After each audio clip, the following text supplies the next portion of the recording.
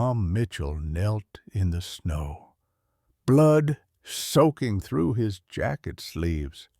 His hands trembled around the dying shepherd's body. Too much blood, too fast. Gunshots still echoed through the Montana darkness behind him. This is how it ends, not with honor, not with glory, but with blood on my hands again. The dog's eyes found his. That same look, the exact same desperate, trusting look Ranger had given him 15 years ago when the helicopter lifted off, leaving the wounded K-9 behind in the Afghan dirt. Tom had run from that moment every day since. The shepherd whimpered, its breathing shallow. "Not this time," Tom whispered, his voice breaking. "Not again." He pressed harder against the wound. The forest held its breath. 72 hours earlier. Leave a like and share your thoughts in the comments along with the city you're watching from now. Let's continue with the story. The cabin sat 40 miles from the nearest town, swallowed by pines and silence. Tom Mitchell had chosen this isolation deliberately, the way a wounded animal seeks the darkest corner to die in peace. Inside Olia at dust covered the picture frames he'd turned face down years ago. A set of dishes for foregathered cobwebs in the cupboard, relics from a life he'd abandoned. He never used them. The single chipped mug and dented pot were enough for a man who'd stopped pretending he deserved comfort. The December cold seeped through gaps in the log walls. Tom sat before the fireplace, nursing whiskey from an unlabeled bottle. A calendar hung on the wall, each past day marked with a brutal, like a prisoner counting toward execution. 14 years of X marks, 14 years of running. On the table beside him lay his Colt .45, cleaned and loaded. Next to it, a half-written letter, "To whom it may concern." He'd been writing that letter for 3 days now, unable to finish it. What did you say? Sorry for wasting oxygen, sorry for being the coward who lived while better men died. His eyes drifted to the overturned photograph. He didn't need to see it to remember him in dress uniform, holding 2-year-old Sarah, her tiny fingers wrapped around his thumb. His wife's voice echoed across the years. "You'll be home for her birthday, right? I promise," he'd said. He hadn't made it, not that year, not any year after. The memories cascaded like dominoes. Sarah at 5, blowing out candles alone. Sarah at 10, her school play program with his name crossed out. Sarah at 15, the divorce papers his ex-wife had forwarded to his last known address. His signature had trembled so badly he'd needed 3 attempts. Tom poured another measure of whiskey. Outside, snow began to fall, thick and sealant. He'd prepared what he called his final meal, a decent steak, the last of his savings spent on a bottle that didn't burn going down. Everything neat and organized, the way the military had taught him. The gun waited patiently. He thought about Afghanistan, about the things that haunted his sleep when he dared to close his eyes, about the men who'd trusted him, about the choices that seemed so clear in the moment and so damning in hindsight. 14 years. That was long enough to run. Tom stood, walked to the window. The forest stretched endlessly in every direction, beautiful and merciless. Tomorrow would be the winter solstice, the longest night of the year. It seemed fitting somehow. He returned to the table, fingers brushing the cold steel of the Colt.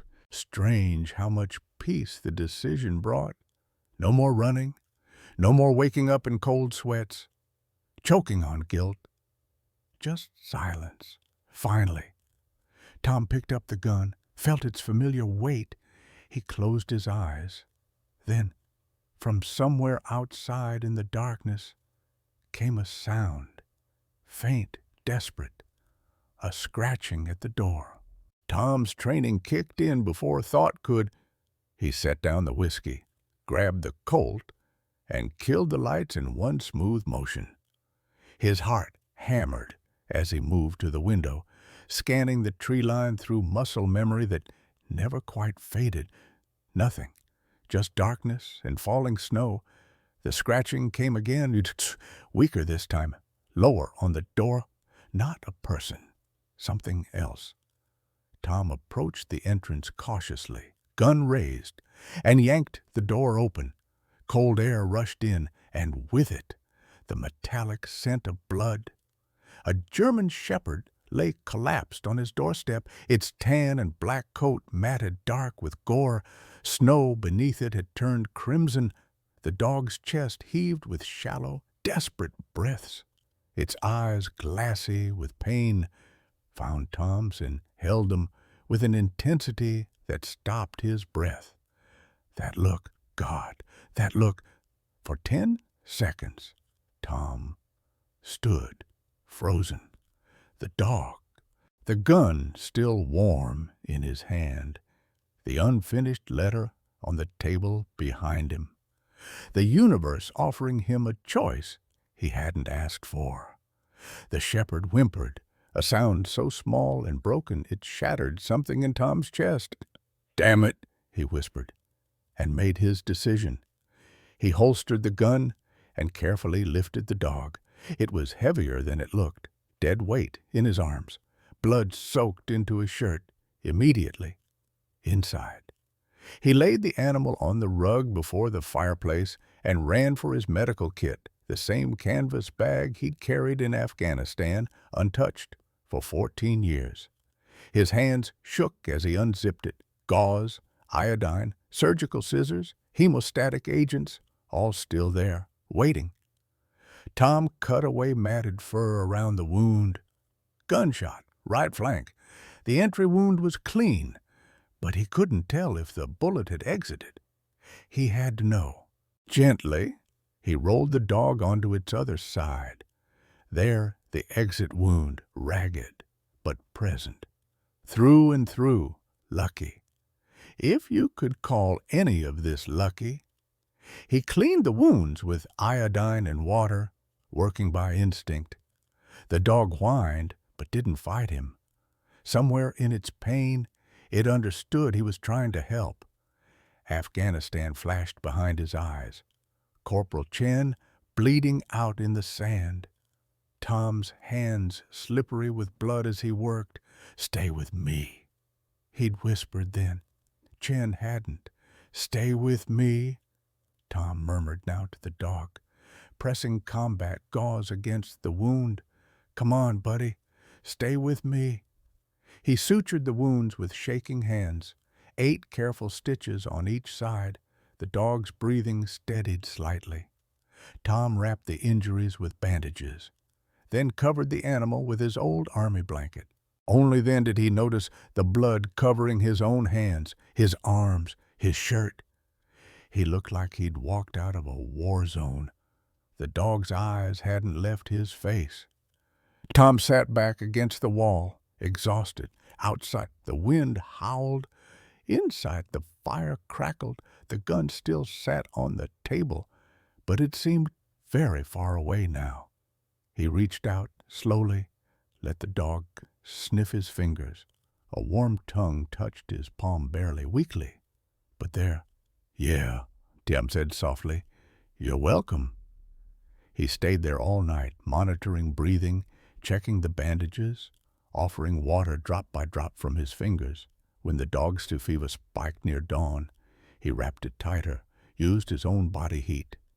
The dog's eyes watched him constantly, trusting, believing.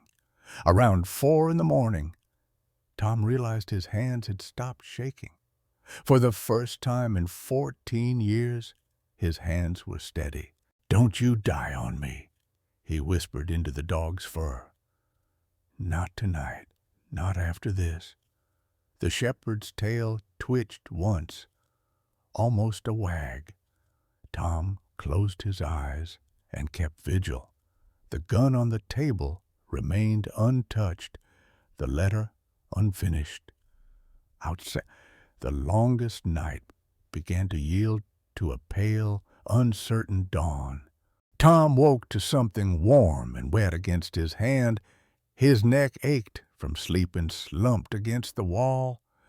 Gray morning light filtered through the cabin windows. The dog was awake, licking his palm with gentle, deliberate strokes. Its eyes, clearer now, amber-brown and impossibly deep, held his gaze with an expression Tom hadn't seen directed at him in 14 years. Gratitude, trust, need. Something cracked open inside his chest, something he'd welded shut long ago. "Hey there," Tom whispered, his voice rough. He checked the bandages carefully. Some bleeding, but not much. The dog's breathing was stronger. "You made it through the night." The shepherd's tail thumped weakly against the floor. Tom sat back, reality settling over him like cold water. The dog needed real help. Antibiotics, professional care, things he couldn't provide here. Which meant going to town. Which meant being seen. He checked his phone, the ancient flip model he kept charged for emergencies. His bank account showed $347. His last disability check, deposited automatically despite his status. The government's strange mercy, continuing to pay a man they'd gladly court-martial if they found him. Veterinary care would cost thousands. Money he didn't have. Money he'd never have. But the alternative was watching this dog die slowly from infection. Fever, taking what the bullet hadn't. He'd already done that once. Left Ranger behind. Heard his howls fade as the helicopter climbed. Lived with that sound in his head every single day since. Tom looked at the dog.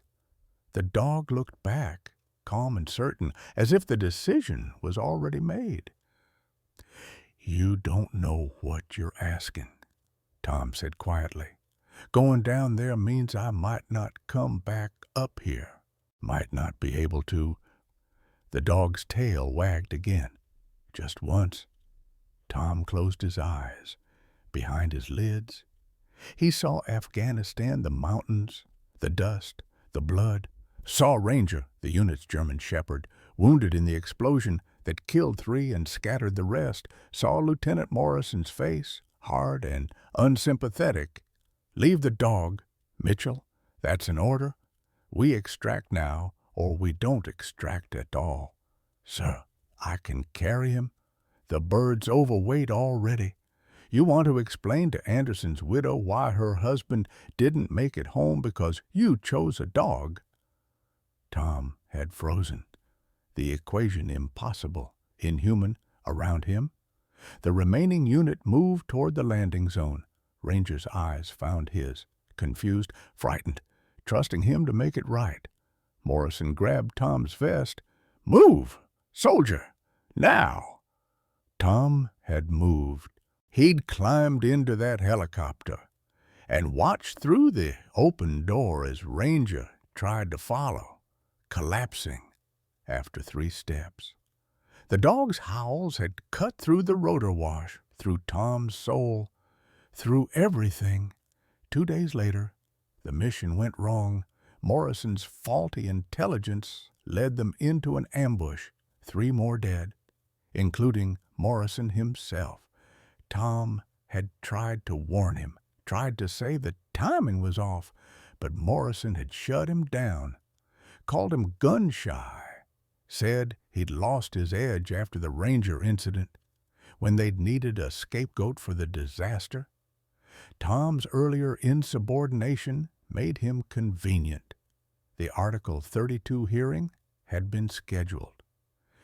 Tom knew how it would end. Dishonorable discharge at best. Prison at worst. Not for Morrison's mistakes, but for Tom's inconvenient conscience. So he'd run. taken his discharge papers and his shame, and disappeared into these mountains. 14 years of penance, 14 years of believing he deserved nothing. Tom opened his eyes. The dog was still watching him with that same impossible faith. "I don't even know your name," Tom said softly. He checked the dog's neck for a collar, found nothing.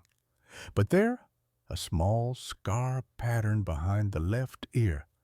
Tom recognized it. Microchip implantation site. Which meant somewhere. Someone might be looking for this dog, might have answers about the bullet wound, or might be the one who'd fired it. Tom stood, looked out at the forest. The snow had stopped. The road down the mountain would be barely passable, treacherous in his old pickup. He'd spent years avoiding that road, avoiding everything it led to. The dog made a small sound, not quite a whine, not quite a bark, just acknowledgement. "You know what you're doing, don't you?" Tom asked. "Came to exactly the right broken bastard, someone stupid enough to throw away a safety for a dog he just met." The shepherd's tail thumped. "Yeah," Tom said, grabbing his jacket. "That's what I thought." He gathered the dog carefully in his arms, grabbed his $347 in cash, and walked out into the cold morning behind him. The cabin stood silent on the table. The gun and the unfinished letter waited, but Tom didn't look back. The truck's engine fought the cold for 3 attempts before catching.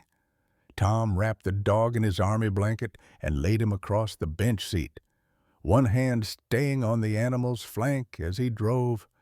Every pothole made him wince, imagining the jolt to those fresh stitches.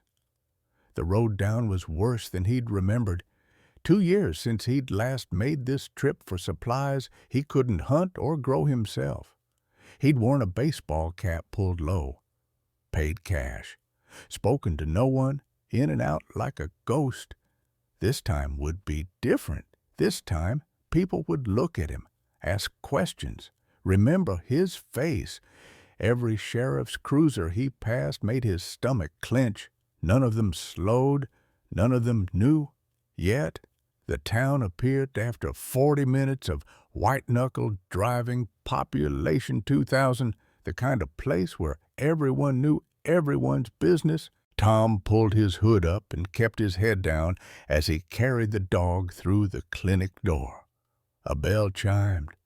The waiting room was empty, except for a woman behind the counter. Early 30s. Dark hair pulled back. Her name tag read, Dr. Emily Warren. She looked up from her computer, and her expression shifted instantly from routine to alarm. "Gunshot wound," Tom said, his voice rusty from disuse. "Last night I did what I could, but bring him back." De Warren was already moving, leading Tom through a door into an examination room that smelled of antiseptic and fear. "Set him on the table." Tom laid the dog down gently. The shepherd whined, and Tom's hand found its head automatically, stroking between the ears. "You're okay. She's going to help." De Warren worked with quick, efficient movements, cutting away Tom's bandages, examining the wounds with a penlight. Her mouth tightened. "This is good work," she said quietly. "Military." Tom hesitated a beat too long. Long time ago. "The sutures are holding. Whoever shot him, the bullet went clean through. Lucky." She looked up at Tom, her eyes sharp and assessing. "I need to scan for a microchip. It's protocol." Tom's jaw clenched. He'd known this was coming, but knowing didn't make it easier. "Do what you need to do." She ran the scanner over the dog's shoulder. It beeped. "Got one?" De Warren checked her computer, typing in the chip number. Her expression shifted. His name is Duke. Registered to a Michael Peterson. Reported missing 8 months ago. She looked at Tom. Where did you find him? He found me. Showed up at my door bleeding. Tom met her gaze. I had nothing to do with whatever happened to him. I have to report this if there's been a crime. Give me 24 hours, Tom said, the words coming out harder than intended. Please, just let me make sure he's stable first. De Warren studied him for a long moment. Tom had no idea what she saw, the desperation. Maybe. The fact that his hand hadn't left the dog's head since they'd arrived. The way Duke's eyes tracked him like he was the only solid thing in a tilting world. One day, she finally said, after that, I'm calling the sheriff. And if this dog takes a turn for the worse, all bets are off. Understood. He needs surgery. The wound is infected. Without antibiotics and proper drainage, he'll go septic. She pulled up a screen, typed quickly, then turned the monitor toward Tom. $2,680. Tom felt the number like a physical blow. He pulled the crumpled bills from his pocket, counted them on the counter. I have 347. Dr. Warren looked at the money, at Tom, at Duke. Something passed over her face, a calculation Tom recognized. The weighing of rules against conscience. Pay what you can, she said quietly. We'll figure out the rest later. I didn't ask if you could. I said we'll figure it out. Her tone left no room for argument. Wait here. Surgery will take about 2 hours. She started to turn away, then paused. He trusts you. Dogs don't trust like that without reason. Whatever brought him to your door, it wasn't random. Tom wanted to tell her she was wrong, that Duke had just been desperate, wounded, seeking any shelter. But the dog's eyes were on him even now, calm despite the pain and the strange place, like Tom was home. Yeah, Tom said quietly. I'm starting to think you're right. De Warren took Duke through the surgical doors. Tom watched until they disappeared, then stood in the empty waiting room, feeling stripped bare. He walked outside, sat on the clinic steps. The December cold bit through his jacket, but he didn't move. Couldn't.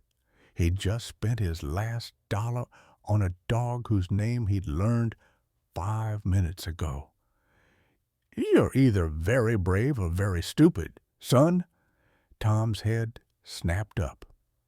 An older man stood at the bottom of the steps, late 60s, gray beard, eyes that had seen things.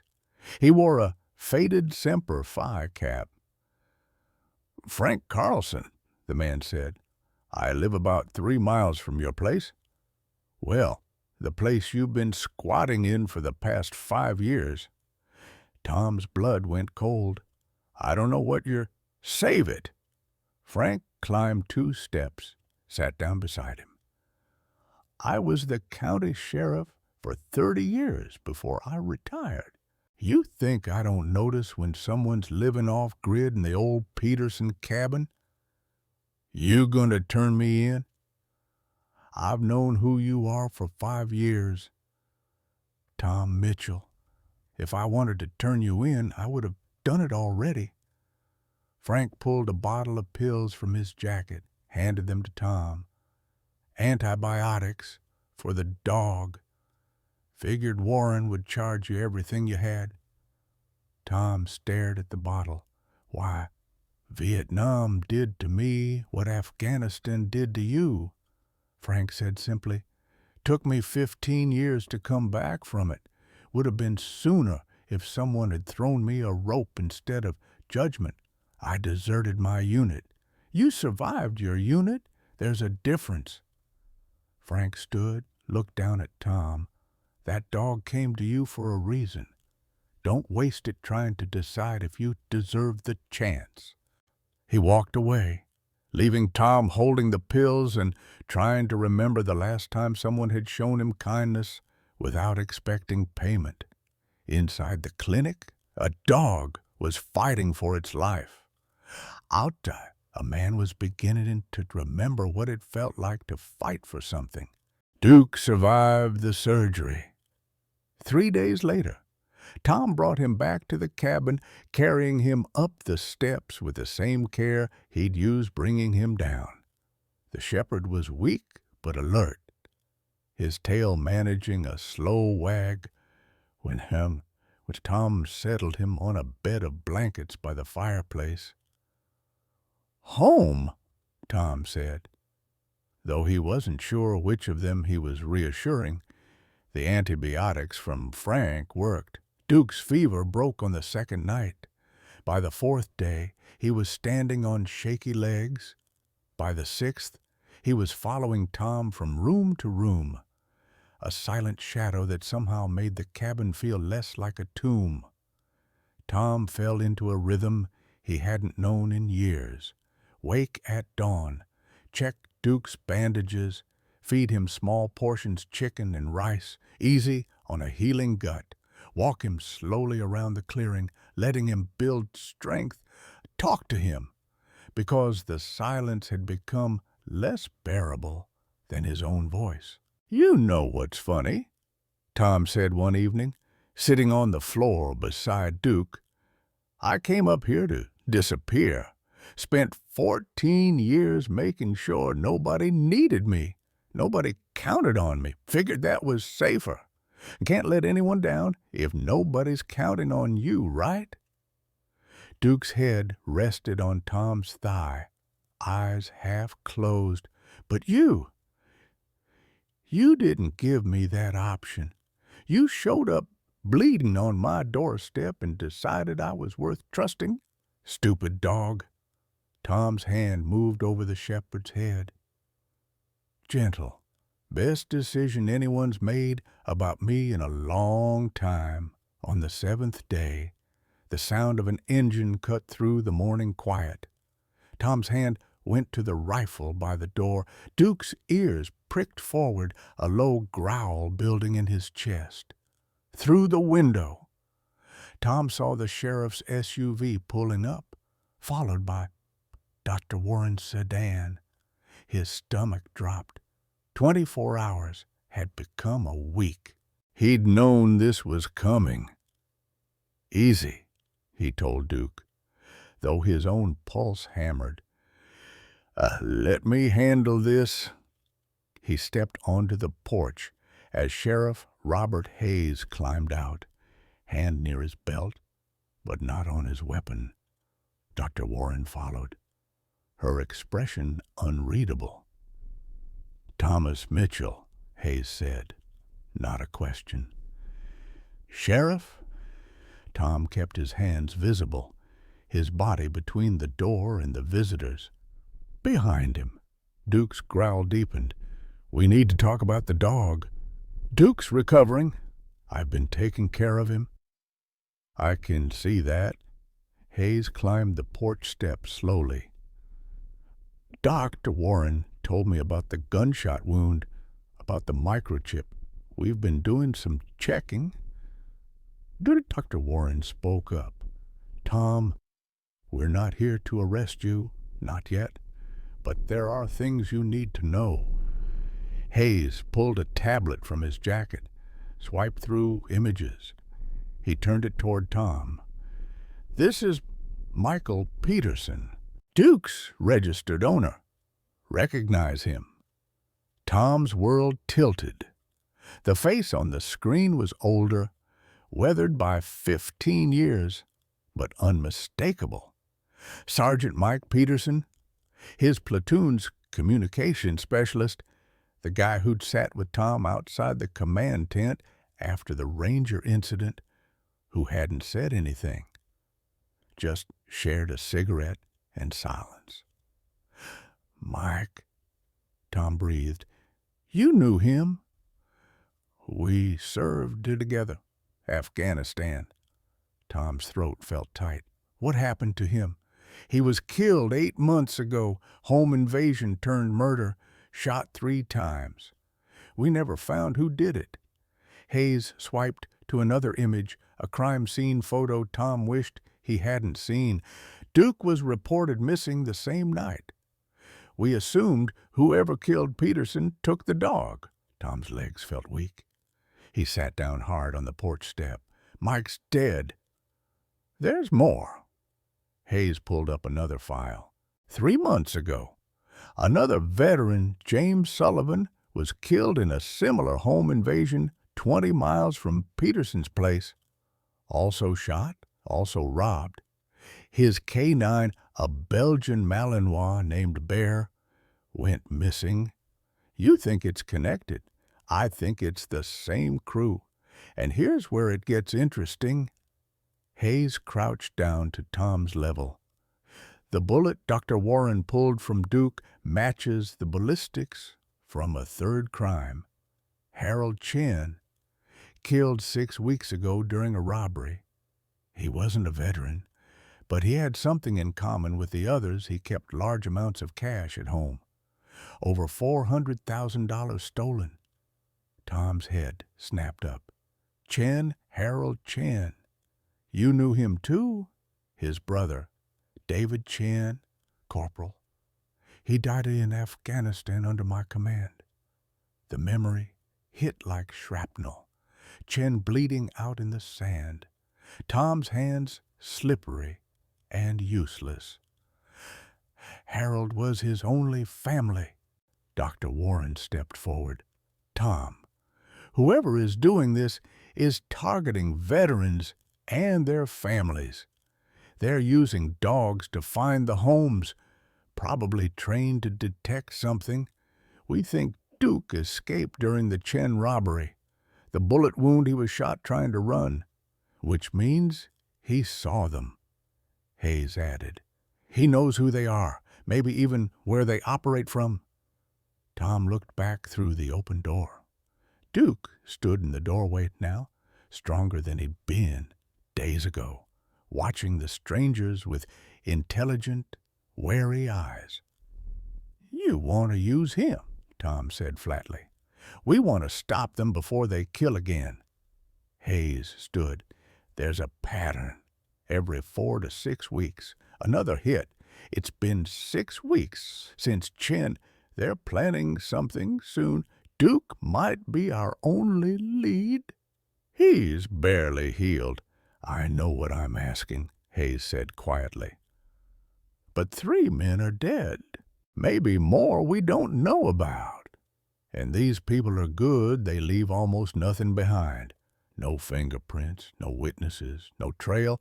Just dead veterans and missing dogs. Tom's hands curled into fists. The universe had a sick sense of humor. He'd spent 14 years running from responsibility, from the weight of other people's lives in his hands. Now, here it was again, gift-wrapped in fur and trust. No, he said. Tom, I said no. Duke's not a tool. He's not a weapon.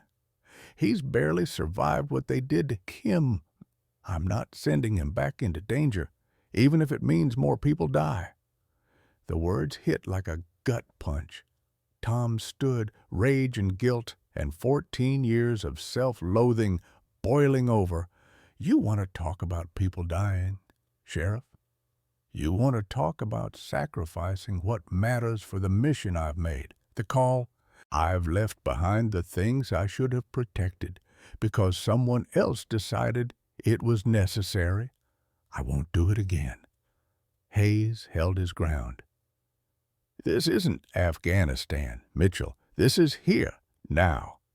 People who are alive today who might not be tomorrow. Then find another way. There is no other way. De Warren's voice cut through the tension, quiet but firm. Tom, I understand what you're feeling, but those dogs that went missing, Bear and others, they're probably still alive, still with whoever took them. If we find this crew, we might save them too. Tom looked at Duke. The shepherd's eyes met his, calm and steady, trusting. You're asking me to risk him. I'm asking you to help us save others, Hayes said. And I'm asking because Duke trusts you. He'll follow you. He won't work with us alone, and we both know it. I stay with him, Tom said, the words pulling themselves from somewhere deep, every second, every step. If you want Duke's help, you get me too, non-negotiable. Hayes and Warren exchanged a glance. Something passed between them, a decision made in silence. All right, Hayes said. But Mitchell, you need to understand this makes you part of an active investigation. It puts you in the system. People will know you're here. Your past will come up. Let it come. Tom's voice was steady now. Certain. I'm done running. Hayes nodded slowly. We move in 3 days. There's a property we've been watching, Old Warehouse District, near the Canadian border. Activity matches the pattern. We need Duke to confirm. After they left, Tom sat on the floor beside Duke, running his hands through the shepherd's fur. The dog leaned into him, solid and warm. Mike sent you to me, didn't he? Tom said quietly. Somehow he knew I'd need you, knew you'd need me. He pressed his forehead against Duke's. I won't let you down, buddy. Not like I let him down, not like I let Ranger down. This time I'm seeing it through. Duke's tail thumped once against the floor. Outside, snow began to fall again. Inside, a man who'd spent 14 years preparing to die was preparing instead to fight. For a dog who'd trusted him, for the men who died, for the chance to be someone worth saving. The operation began before dawn. Tom sat in the back of the sheriff's van, Duke pressed against his leg, both of them silent as the vehicle bounced over forest roads. 4 other deputies filled the space. Rodriguez, Chen's niece, seeking justice. Patterson, a K-9 handler who kept eyeing Duke with professional assessment, and 2 tactical officers whose names Tom didn't catch. Hayes rode up front, coordinating with 2 other units via radio. Target location is an abandoned mill, 3 miles from the Canadian border. Thermal imaging shows 5 heat signatures inside, unknown if they're armed, but assume they are. Tom's hand stayed on Duke's back, feeling the tension in the dog's muscles. Duke knew. Somehow, he understood they were heading towards something dangerous. You don't have to prove anything, Tom whispered. You've already done enough. Duke's amber eyes met his. The shepherd's tail gave one deliberate thump. A choice, not an obligation. They parked a half-mile out and went in on foot. The December morning was brutally cold, their breath creating clouds in the darkness. Duke moved beside Tom like a shadow, limping slightly but steady. The mill loomed against the pre-dawn sky, 3 stories of rotting timber and broken windows. Hayes signaled for positions. The team spread out, Tom and Duke taking the east approach with Patterson. Let him scent, Patterson whispered, gesturing to a cigarette butt near the tree line. See if he recognizes anything. Tom knelt beside Duke, held the butt near his nose. Search! Duke's entire body went rigid. A low growl built in his chest, hackles rising, his eyes fixed on the mill's entrance with an intensity that made Tom's skin crawl. "He knows this place," Tom said quietly. Patterson radioed Hayes. "Dog's got a hit. Confirming location." "Copy. Moving in. 2 minutes?" Those 2 minutes stretched like hours. Tom counted Duke's breaths, watched the beat, felt his heart hammering against his ribs. 14 years of isolation hadn't erased his training. His body remembered the weight of a mission, the electric terror of the moment before action. Hayes's voice crackled over the radio, breaching in 3, 2, 1. The explosion of the flashbang was followed by shouts. "Sheriff's Department, hands up!" Chaos erupted. Gunfire cracked through the morning. 3 shots. 4, a burst of automatic weapon fire that sent birds screaming from the trees. Shots fired, officer down. Patterson's voice was sharp. "East side. They're running." 2 figures burst from a side door, sprinting toward the forest. Tom saw them in the growing light, one tall and lean, one shorter and stockier, both armed. Duke lunged forward, pulling against Tom's grip. The shepherd's bark was pure fury. Recognition and rage combined. "Duke! Wait!" But Duke was already moving, his recovering body finding strength Tom didn't know he had. The shepherd hit the tall runner like a missile, teeth finding an arm, dragging the man down. Tom ran, his rifle up. "Federal agent, don't move." The lie came automatically, his voice finding the command tone from another life. The shorter one's foot raising a pistol. Time slowed. Tom saw the barrel coming around, saw Duke struggling with the tall man, saw the calculation in the shooter's eyes. Tom fired first. The shot hit the man's shoulder, pinning him. His pistol discharged wild, the bullet smacking into a tree beside Tom's head. "Stay down." Tom advanced, kicking the pistol away, rolling the wounded man onto his stomach. His hands remembered zip-tie restraints, remembered procedure. Behind him, Duke had the tall man pinned, teeth locked on his sleeve, growling with such intensity it vibrated the air. "Duke, out!" Tom commanded. "Out!" The shepherd released, but didn't retreat.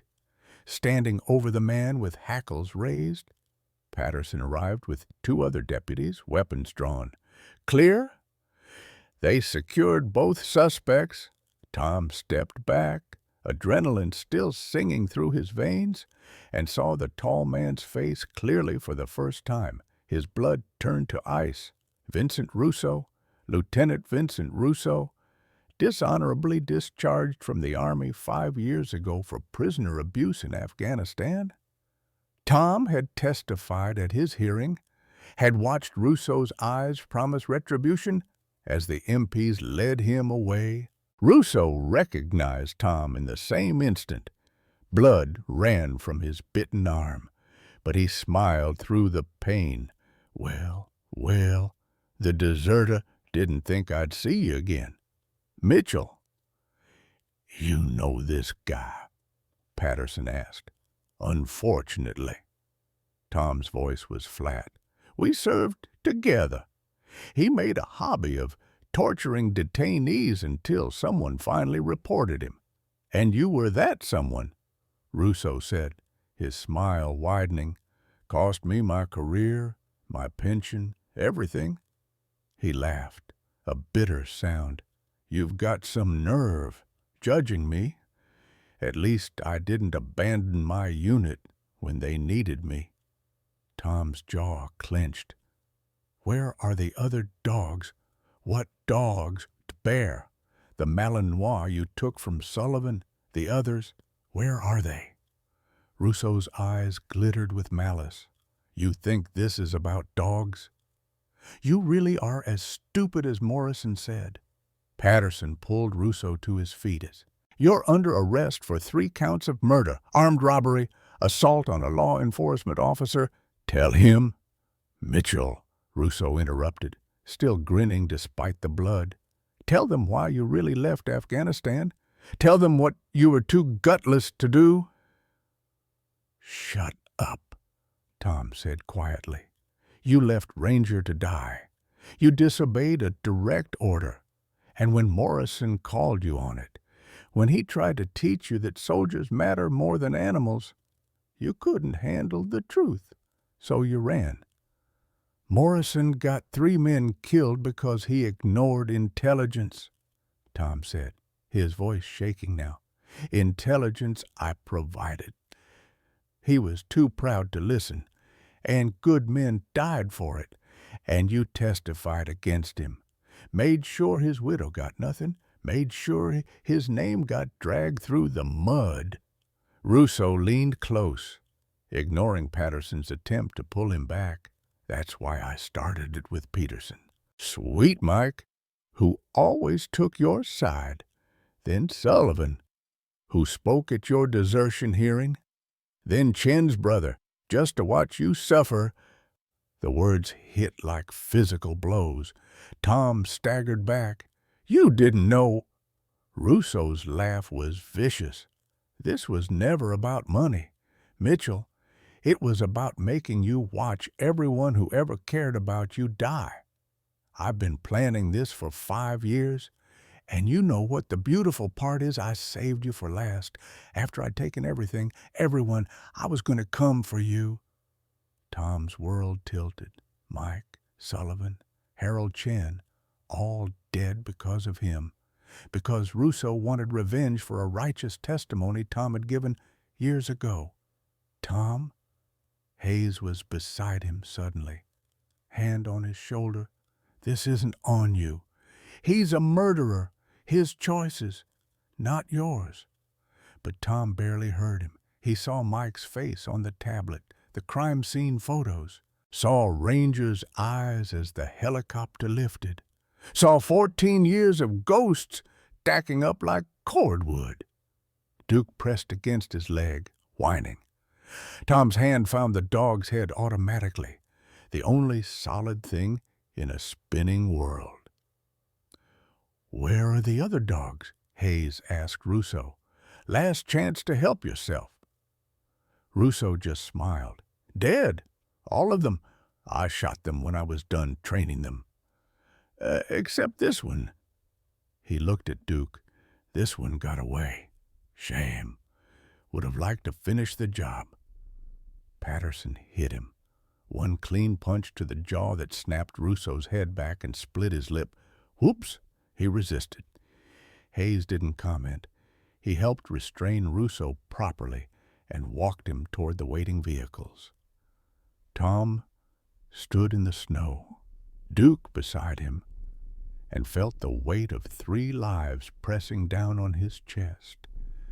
The lives that might still be here if he'd surfaced sooner.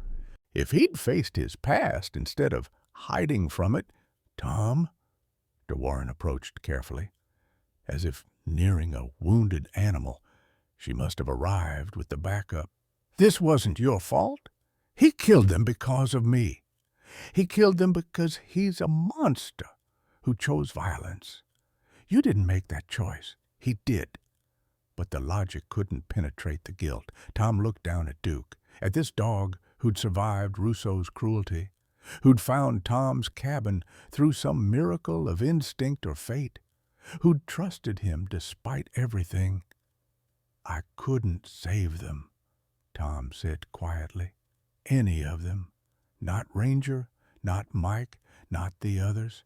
I keep trying, and people just keep dying." Duke leaned harder against him, and Tom felt something wet on his hand. He looked down. The shepherd's stitches had torn open. Blood seeped through the bandage, dark against white fur. "No!" Tom dropped to his knees. No, Duke, hold on. We need to get him to the clinic," DeWarren said urgently. "Now." Tom lifted Duke as carefully as he could, but the dog whimpered, the sound cutting straight through Tom's heart. He ran for the van, conscious of nothing but the weight in his arms and the terrible certainty that he was about to lose one more thing he'd tried to protect behind them. Russo's laughter echoed through the trees, following them like a curse. Dr. Warren worked on Duke for 3 hours. Tom sat in the waiting room, blood drying on his jacket, hands shaking with exhaustion and fear. Hayes stayed with him, silent support, while deputies came and went with updates on the arrests. Frank Carlson arrived sometime after noon, pressed a thermos of coffee into Tom's hands without a word, and sat down beside him. "He's strong," Frank said quietly. "He made it this far."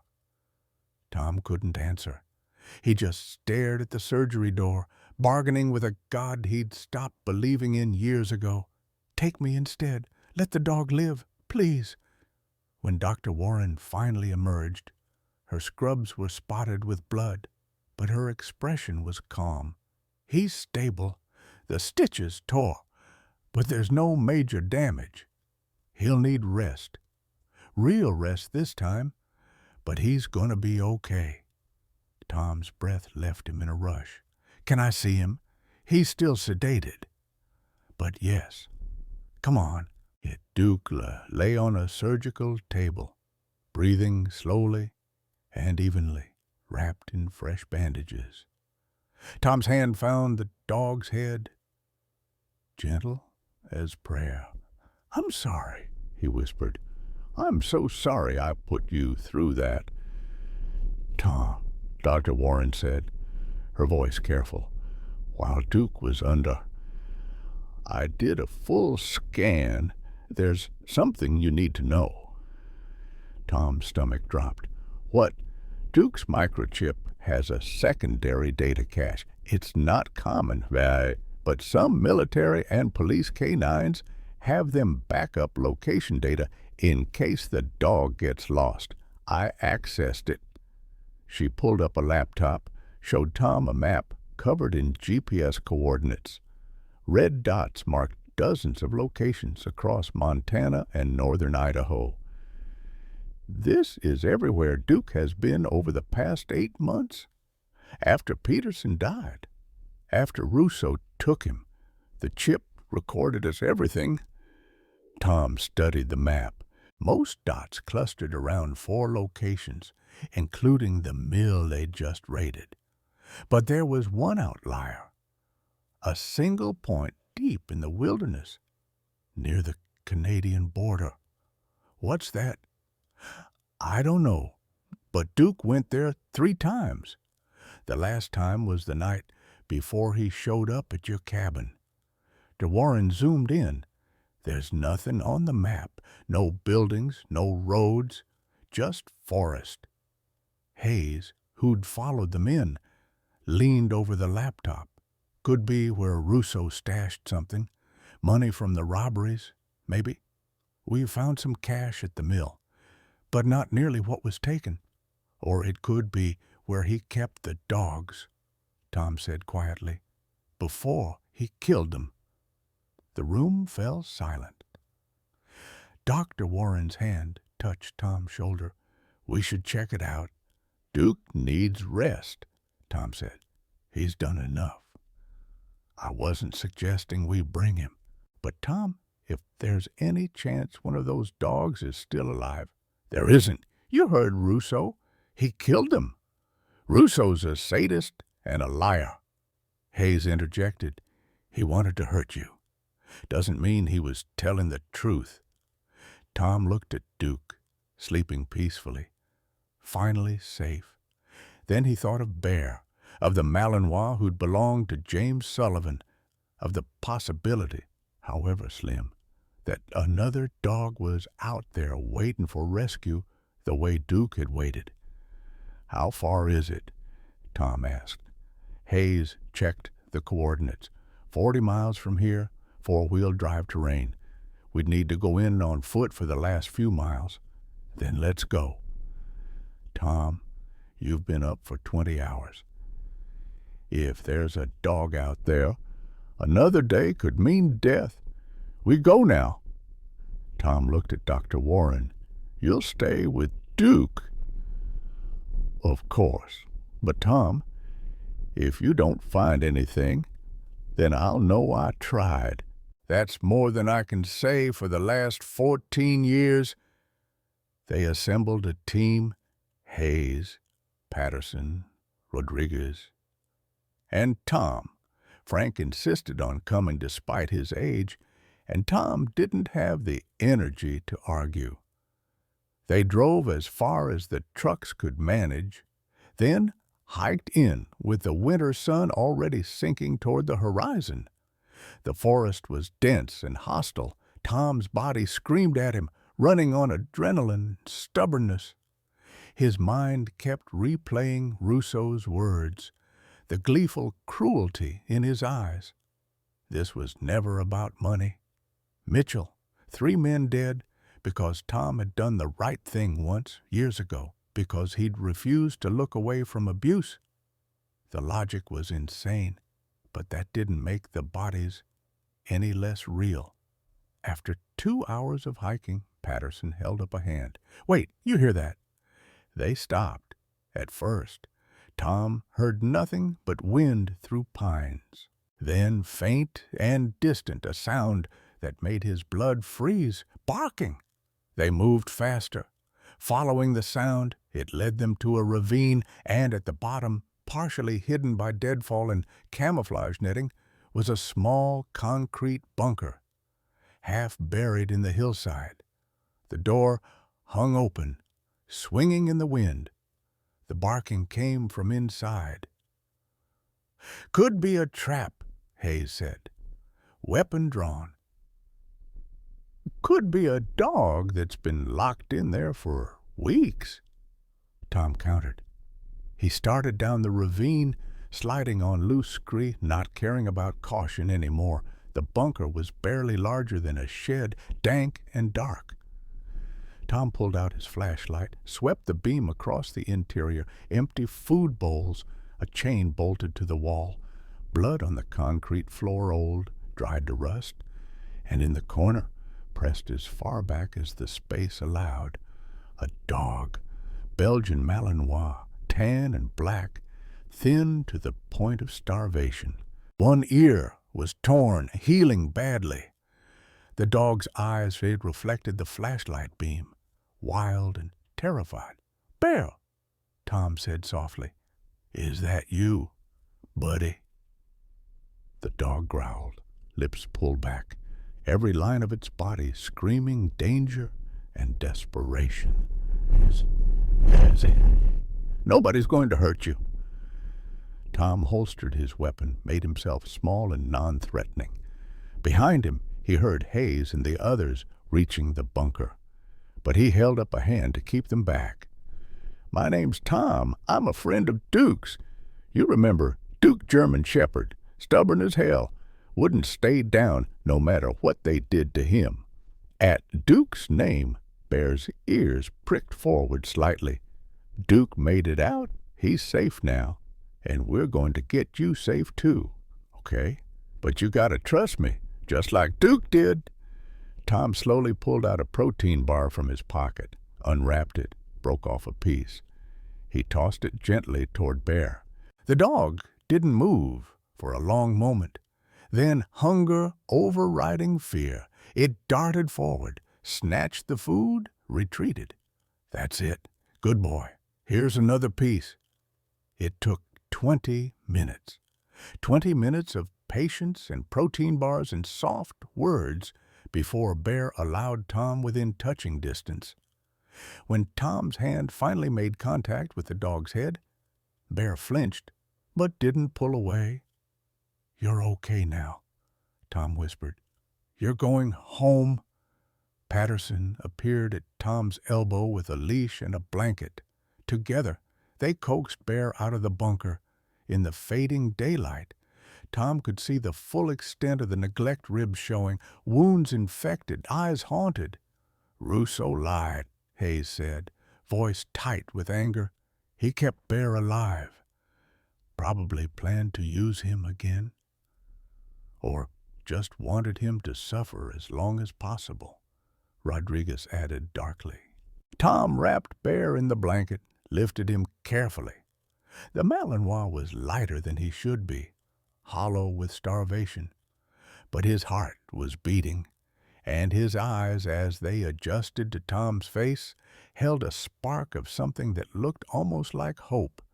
They made the long hike back in darkness. Tom's shoulders burned from carrying Bear, his legs threatening to give out with every step. But he didn't stop, couldn't. When they finally reached the trucks, Tom's phone rang. To Warren. "Tom, you need to get back here, now." His blood went cold. "What happened? Is Duke?" "Duke's fine, better than fine, actually. But there's someone here to see you. Someone who tracked the news story about the arrests." "Who?" De Warren's voice was gentle. "Your daughter. Tom, Sarah's here." The world tilted again. Tom looked at Bear in his arms, at the rescue he'd managed, at the chance he'd taken when every instinct screamed to hide. "Tell her," Tom said slowly. "Tell her I'm on my way, and that I'm sorry for everything." He handed Bear to Patterson, climbed into the truck, and started the long drive back to face the person he'd failed most, the person who, somehow, had come looking for him anyway. In the back seat, Frank Carlson caught Tom's eye in the rearview mirror and nodded once. The gesture of a man who'd also made the journey back from darkness and knew exactly what Tom was driving toward. Redemption, maybe, or just the terrifying, magnificent chance to try again. The clinic's parking lot was nearly empty when Tom arrived, just after midnight. Through the lit windows, he could see a young woman sitting in the waiting room, dark hair pulled back, shoulders tense, even from a distance, even after all these years. He knew her, Sarah. Tom sat in the truck for 5 full minutes, hands gripping the steering wheel, trying to find words that didn't exist. "What did you say to the daughter you'd abandoned?" Sorry seemed criminally inadequate. "I love you." Felt like a lie after 14 years of silence. Frank climbed out of the passenger seat, walked around, and opened Tom's door. "Waiting won't make it easier, son. I don't know what to say to her. Start with the truth. Tell her you're scared. Tell her you're sorry. Tell her you're here now." Frank's weathered hand squeezed Tom's shoulder. "The rest will come." Tom forced himself out of the truck, forced his legs to carry him to the clinic door. The bell chimed as he entered. Sarah's head snapped up, and for a heartbeat, neither of them moved. She'd grown into a woman 22 now, with her mother's sharp cheekbones and his own gray eyes.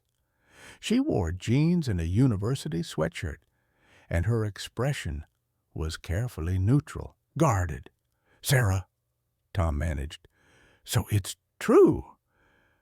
Her voice was steady, controlled. "You've been alive this whole time, living in Montana." "Yes. Mom told me you were dead, said you'd been killed in action." "I believed her until I was 16 and found the divorce papers."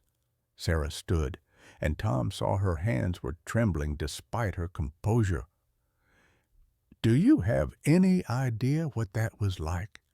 Finding out my dad wasn't dead? Just gone, that he'd chosen to leave.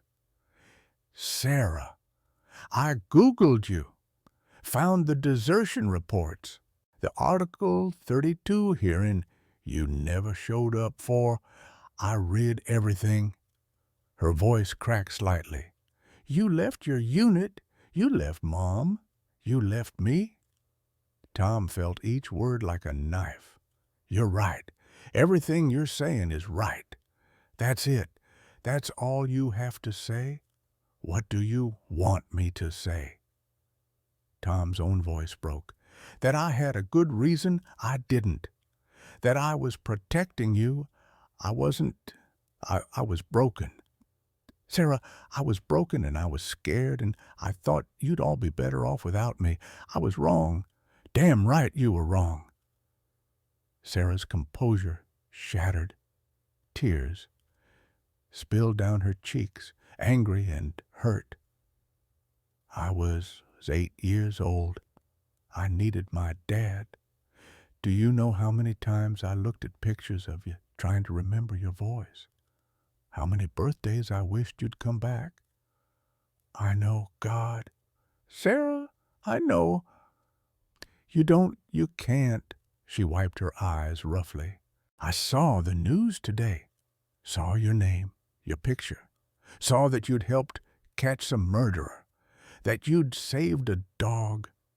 And I thought, he saves a dog. He helps strangers. But his own daughter, she didn't matter enough to stay for. The words ripped something open in Tom's chest. He wanted to defend himself, to explain the PTSD and the guilt and the overwhelming certainty that he'd poison everything he touched. But Sarah didn't need his excuses. She needed his truth. You mattered, Tom said quietly. You mattered so much that I convinced myself you'd be better off without me. I watched good men die because of my decisions. I left a dog to die when I should have fought harder to save him. I thought I'd do the same to you, eventually hurt you, fail you, let you down when it mattered most. So I ran. And you're right. It was the wrong choice. It was cowardice dressed up as protection. Well, Sarah stared at him, chest heaving. Then why now? Why surface now for a dog when you wouldn't surface for me? Because the dog didn't give me a choice. Tom's voice was raw. He showed up bleeding on my doorstep, and I couldn't walk away. I tried, Sarah, that night. I had a gun on the table. I was done running because I'd run out of places to run to. And then Duke appeared, and suddenly there was someone who needed me more than I needed to disappear. He looked at me like I was worth something, like I could still save someone. A dog believed in you, but you couldn't believe in yourself enough to call your own daughter. No, I couldn't. Tom took a shaky breath. But Sarah, these past 2 weeks, taking care of Duke, helping find the men who killed his owner, it woke something up in me, made me remember that maybe I'm not just the sum of my failures. Maybe I can still be someone worth knowing. That's great for you. Dad, really? Sarah's voice dripped bitterness. But where does that leave me?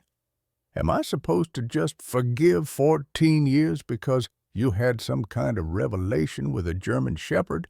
No, I don't expect forgiveness. I don't deserve it. You're damn right you don't. They stood in the waiting room, the space between them filled with 14 years of absence and hurt. DeWarren appeared in the doorway to the back, but Tom shook his head slightly. This needed to happen, needed to bleed out before any healing could begin. Why did you come here? Tom asked finally. If you hate me, and you should, why drive all the way out here? Sarah's jaw clenched.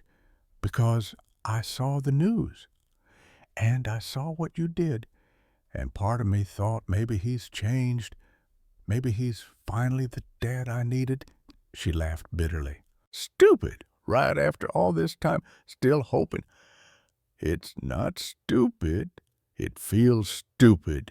Standing here looking at you and still wanting. Her voice broke. She turned away, arms wrapped around herself. I told myself I didn't care. That you were just a stranger who donated DNA. But I do care. I hate that I care. But I do. Tom's throat was so tight he could barely speak. I'm sorry. Sarah, for missing your childhood, for missing your first day of school and your graduations and every single moment in between.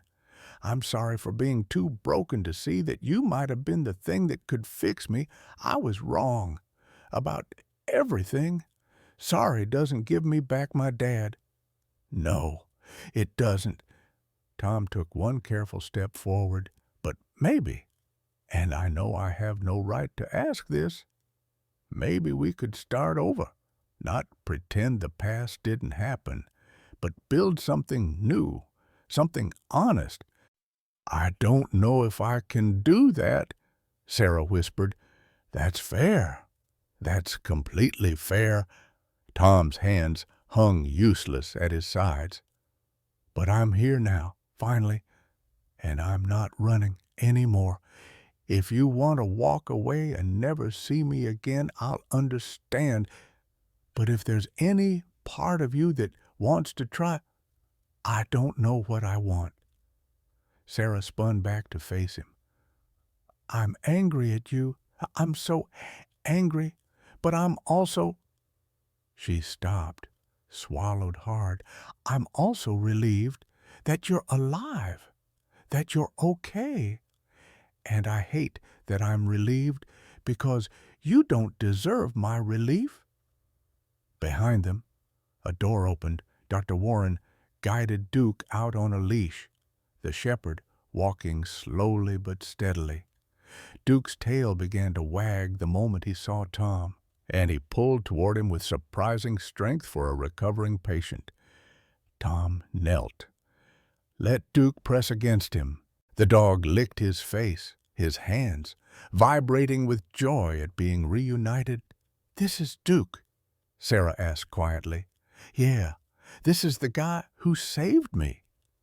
Sarah watched them together, something shifting in her expression. She came closer, slowly, and knelt beside Tom. Duke immediately turned his attention to her, sniffing curiously, tail still wagging.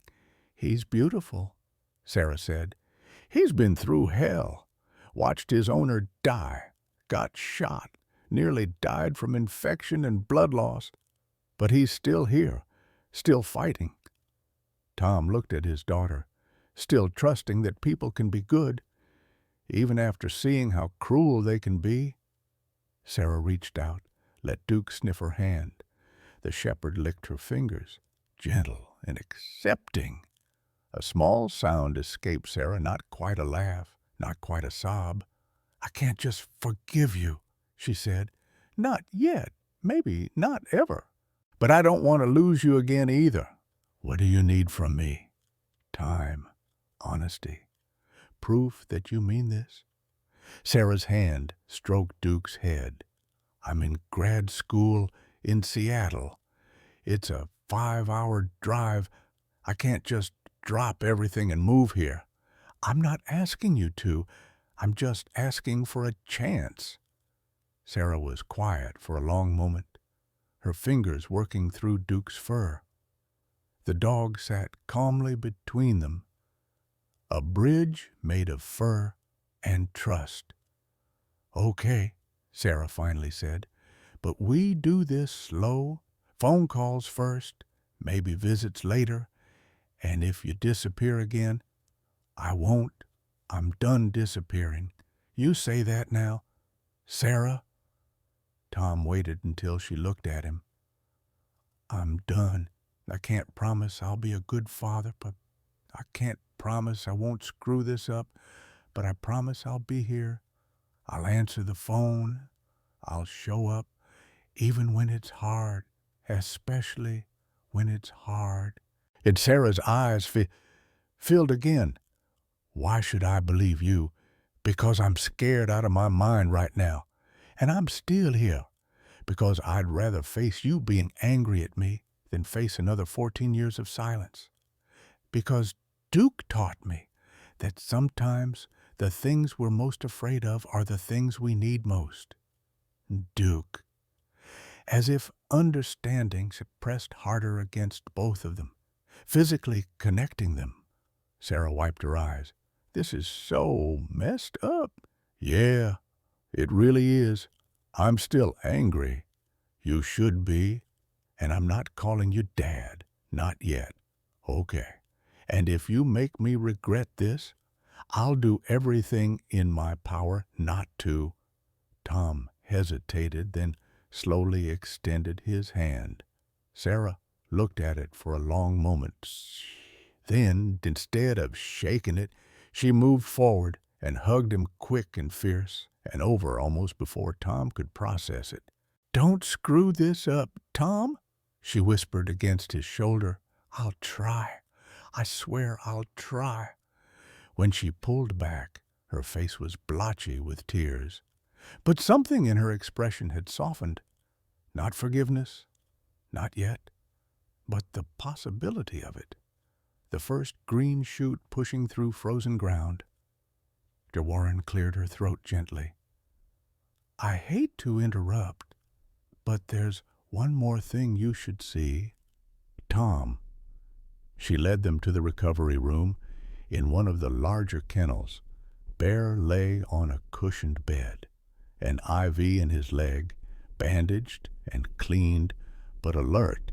When he saw Tom, his tail gave a weak thump.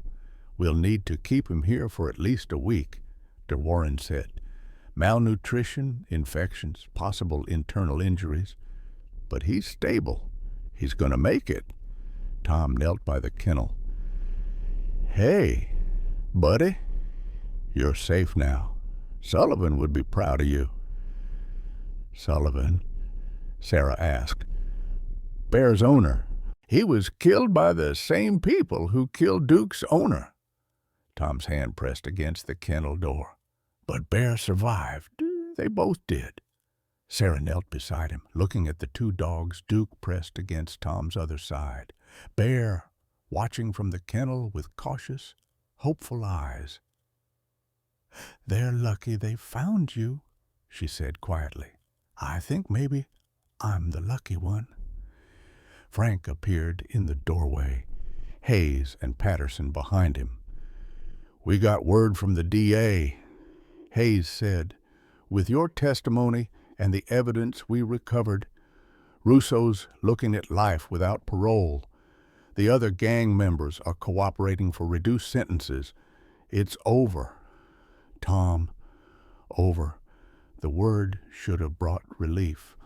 Instead, Tom felt the weight of Mike Peterson's death, of Sullivan's death, of Harold Chen's, the families who'd never get their loved ones back. "The families," Tom said. "Peterson's, Sullivan's, Chen's. The recovered money will go to them first," Hayes assured him. "And Tom, the Army's reviewing your case.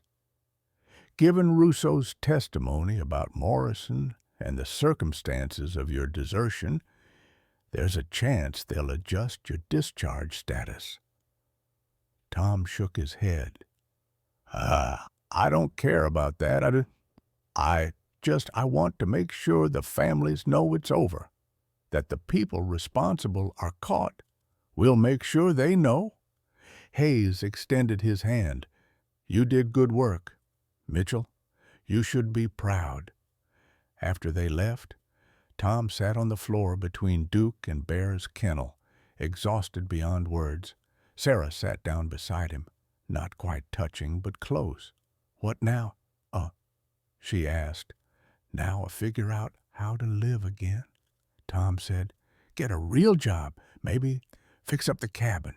Start going to the VA support groups Frank keeps telling me about." He looked at Sarah. "Answer the phone when you call. And the dogs." Tom looked at Duke, who gazed back with absolute trust and loyalty. "Duke's not going anywhere. He's family. And Bear, once he's healed. We'll see if Sullivan had family who wants him. If not, I'll keep him too. God knows I've got room. 2 dogs and a daughter you barely know," Sarah said. "That's a lot of responsibility for someone who's been alone for 14 years. "Yeah, it terrifies me." Tom managed a small smile. But I'm learning that the things that terrify us are usually the things worth doing. Sarah rested her head on his shoulder, tentative. Testing. Tom held very still, barely breathing, afraid the moment would break. "Don't make me regret this," she whispered again. "I won't. I promise." Outside, the Montana winter was brutal and unforgiving. But inside, in a small veterinary clinic, 3 broken things, a man, a dog, and a daughter, began the slow, painful work of healing. It wasn't forgiveness, not yet, but it was a start. And for the first time in 14 years, Tom Mitchell believed that a start might be enough. Sometimes we spend years running from the very things that could save us. We convince ourselves we're protecting the people we love by staying away, that our brokenness disqualifies us from connection. But here's the truth Tom learned in that frozen Montana forest. It's never too late to come home, not to a place, but to yourself, to the person you were before guilt and fear built walls around your heart. Duke didn't care about Tom's past mistakes or his years of hiding. That dog saw something worth saving and refused to give up. And in saving Duke, Tom discovered he was still capable of love, still worthy of trust, still someone who mattered. The beautiful, terrifying truth is this: we're all one choice away from a different life. One call to that estranged child, one visit to that support group, one moment of courage to stop running and start healing. Your past doesn't have to define your future. The people and purposes that need you are still out there, waiting. Sometimes they show up bleeding on your doorstep. Sometimes they're just a phone call away, hoping you'll finally answer. Have you ever had a second chance that changed everything? What finally gave you the courage to stop running and start healing? Share your story in the comments below. Your words might be exactly what someone else needs to hear today.